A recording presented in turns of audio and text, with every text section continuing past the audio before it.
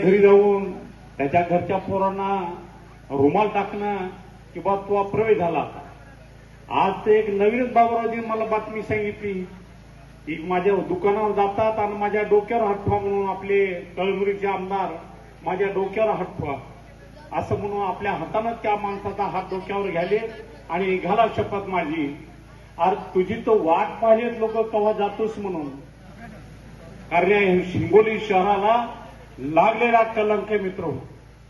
या हिंगोली शहरात जुगाराच्या नाव नव्हतं, मटक्याचं नाव नव्हतं, हिंगोली शहरात रेती माफिया नव्हते. तर हिंगोली शहरात या संतोष बागना रेती माफिया, जुगाराचे अड्डे, मटक्याचे अड्डे सुरू करण्याचं काम केलेलं आहे.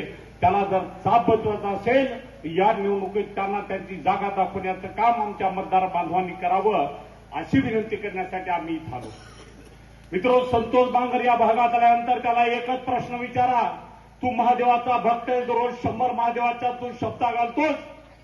तू शेताला पाणी 2 इंची सिद्धेश्वर आणि हिंगोलीच्या मधून येणारी आमची पाईपलाईन, या पाईपलाईन